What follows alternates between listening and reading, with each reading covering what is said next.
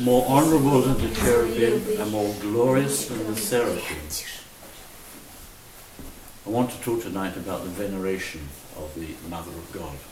More honorable than the cherubim and more glorious than the seraphim. One a young man, I'm not sure whether he was a monk or just a layman, visiting Elder Paisius on the Holy Mountain many years ago.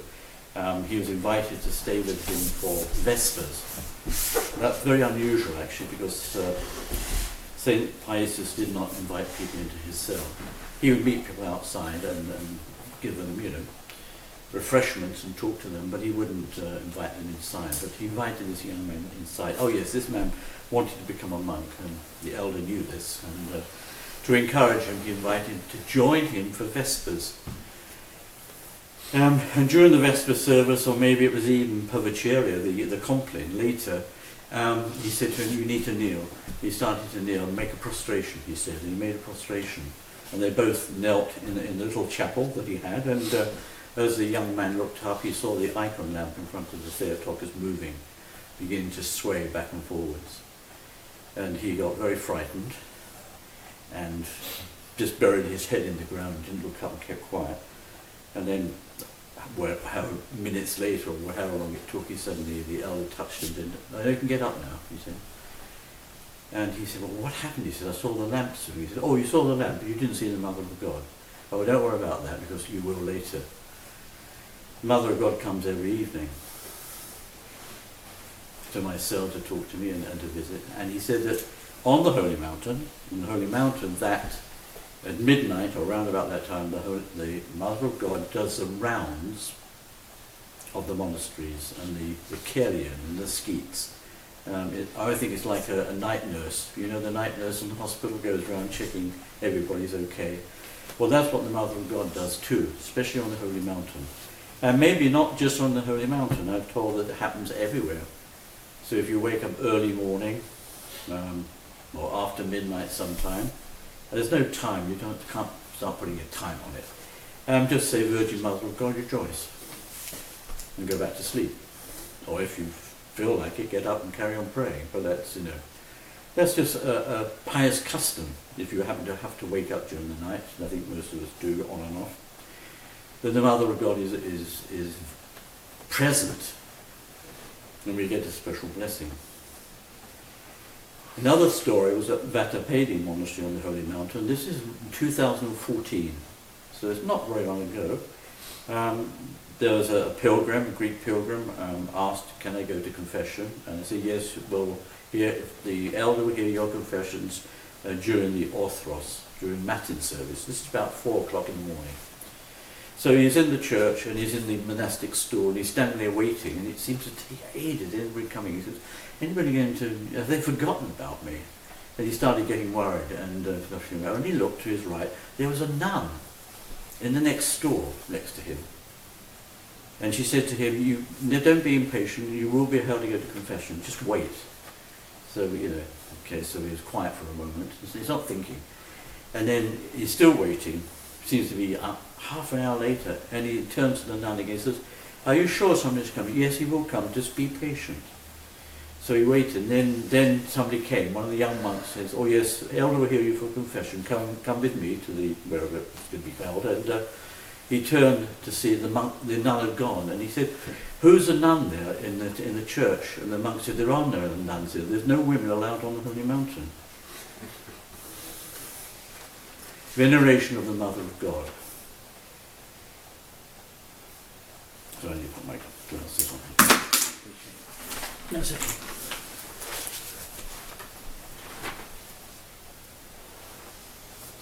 It's been the title Theotokos, which means God-bearer, is ancient. Ever since the 1st and 2nd centuries, that was the tradition of the church. And it wasn't, and it's not just a title. What we say honorific. It's not just a title, saying Lord or something like that, or Lady. It is actually doctrinal. It is what we believe. It's a part of our faith that she is the Mother of God, the God-bearer of Christ.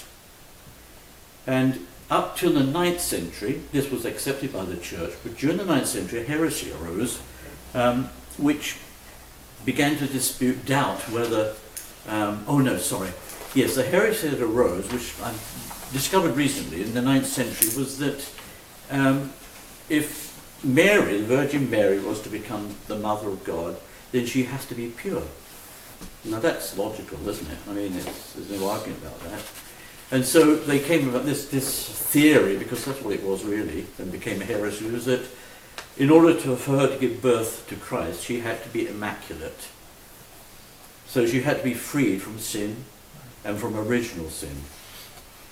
Now, that doesn't, on the surface of it, it doesn't sound very bad, but in fact it became a belief not accepted by the whole church, west or east. They didn't accept it, but there was a group of people who did. And it wasn't until the 19th century that Pope Pius IX made it into a Catholic dogma that Virgin Mary was the Immaculate Conception. You know, her conception was pure. Now, if we think about this very carefully, I think we realise that this has got a problem, because if Christ is God and man, he has to be born of a woman. And if Mary is immaculate, and her womb has been blessed and there's no more sin, then she isn't a woman anymore.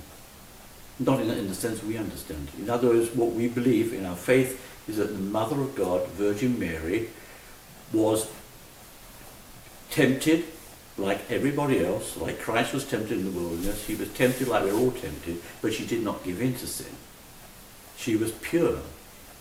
But she was not pure by birth, she was pure by the grace of God. And in fact, she was, like us, subject to original sin. The Catholic teaching today is that she was exempt from it. Now, if you think about that, it really begins to attack the whole understanding of the incarnation. The incarnation, Воплощение, needs a woman. If a man is involved, it is not incarnation, because then the seed is from a man and not from God, from the Holy Spirit. And so it's very important to understand that the Mother of God was a proper, real woman, and that she was blessed by God, set aside to share in the incarnation, so that God would become man. Man, a God-man in that sense.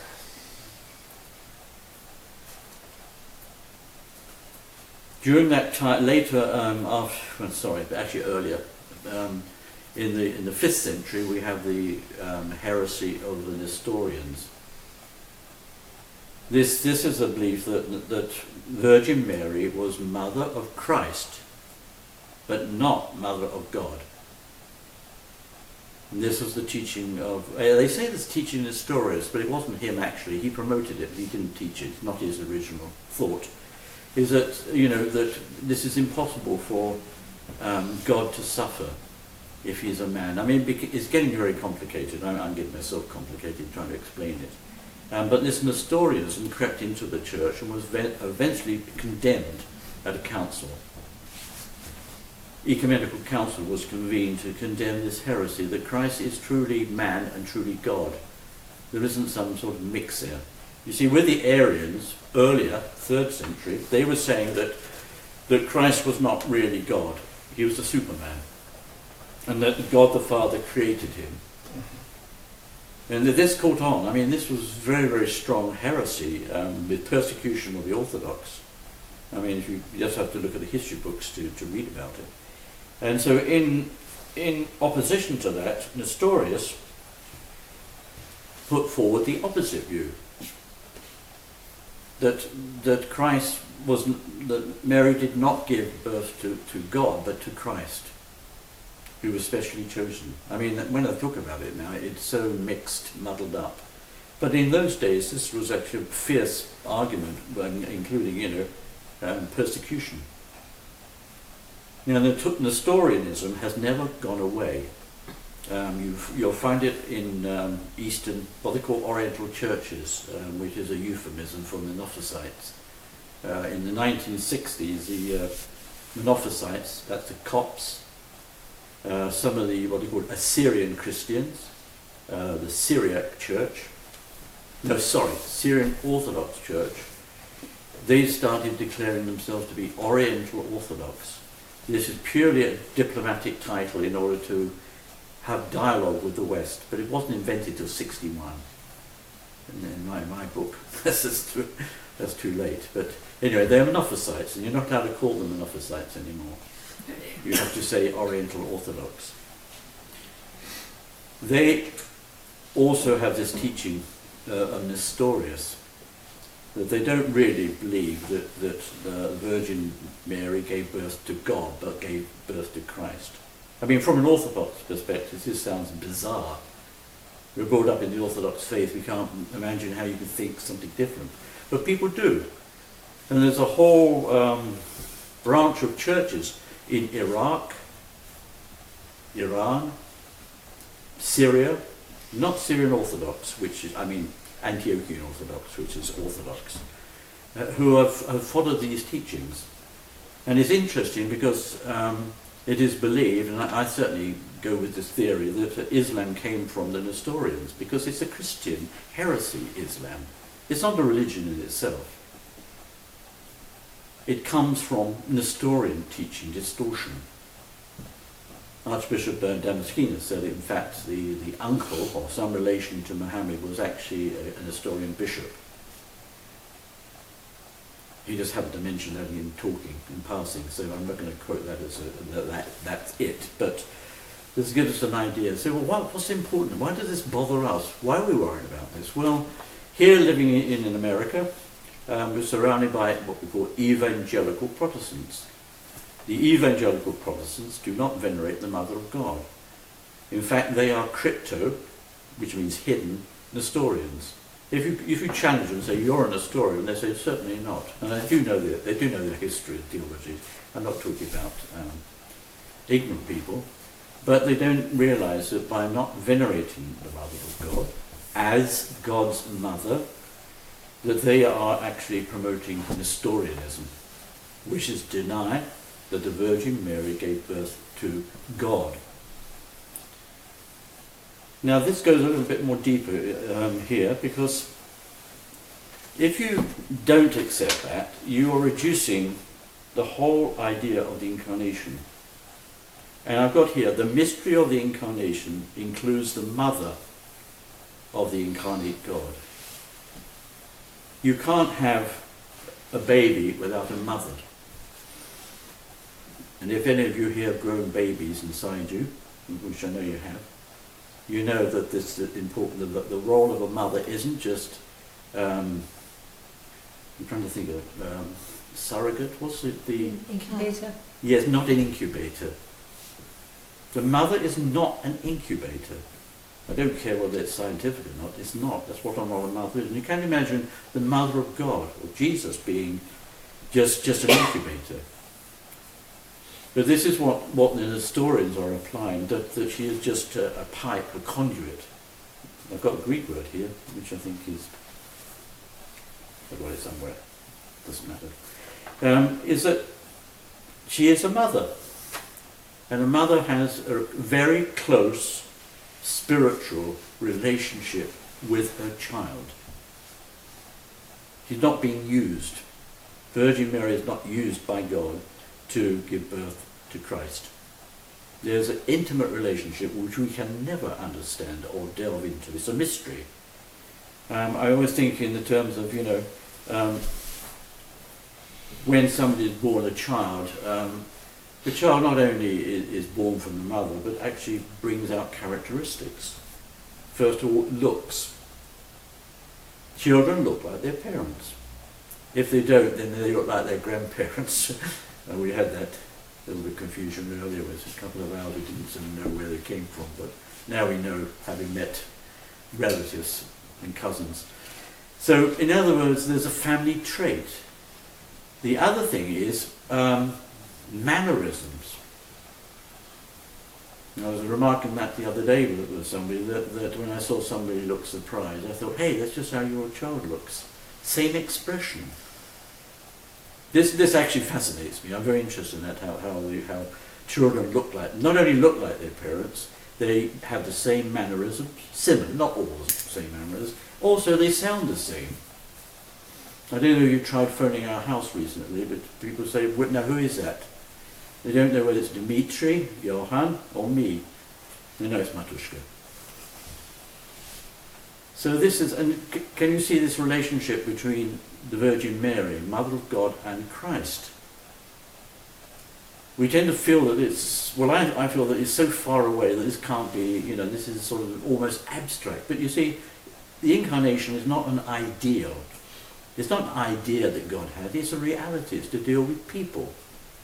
Our faith is based on people, not on ideas.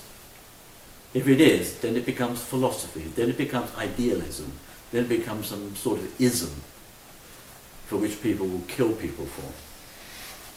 Our faith is based on people. And the whole thing about the virgin birth is that everybody was involved. It's all family. You just read the Gospels. Everybody's related. They're cousins. It's a family affair. It affects everybody. It's not something private that God thought up on the side. Now, another distortion of this understanding of the Mother of God as Mother of God and Christ is unfortunately a Catholic, I call it devotional exaggeration. And so a cult has built up around Mary in the West. And you'll see it in Mexico more maybe than anywhere else. It's a cult. It seems to be harmless, but it detracts from the theology, put it that way. It detracts from the real theology of the church. One extreme is a place called, I think it's Maggiore. Gregory, what's it called? Maggiore. Yeah. In Maggiore, in which the Mother of God appeared to these children, similar to Lourdes actually, and Fatima, there's another two, but the Maggiore one, in which I was interested in, I knew somebody who'd been there, and they said that they'd been given a rose by the Theotokos. Now that person was a little bit strange, that's putting it mildly, but nevertheless, this event happened, believe you me. But what happened was that, I don't know how it, well, by the grace of God, the demon that was appearing as the Virgin Mary forgot to get dressed properly and came on the stage without their proper makeup. And people were frightened and ran off, and so that sort of ended that, I think. I think that put the end to it. Put the kibosh on them and the Maggiore visions.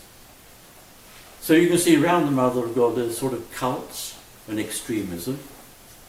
And so these things we need to be aware of. But when we have proper veneration for the Mother of God, we cannot go wrong. And so we have the acathisty in the church, we have the references throughout liturgy and everything to the Mother of God. More honourable than the cherubim and more glorious than the seraphim. I want some more. I think we're almost covered actually.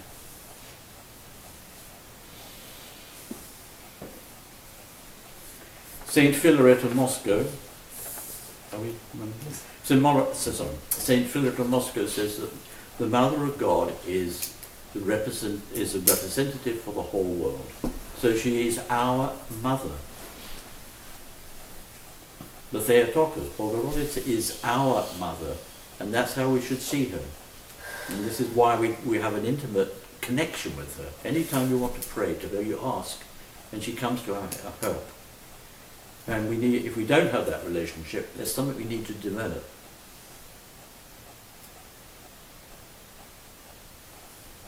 Okay.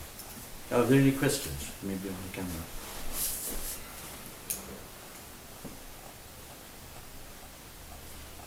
I think one of the things about the Immaculate Conception is that if God can make the Mother of God holy without Christ, then there was no need for Christ to die. No, can you say it again? Sorry, because we're moving the camera. If you have the Immaculate Conception and Mary is made pure without Christ's crucifixion, then it makes Christ's crucifixion of no value. No value. Then he didn't have to come because God could do it for everybody. Yes, yeah. Any... What is music? It's probably a cell phone. Yeah. Is that it? Any more questions? No. Okay.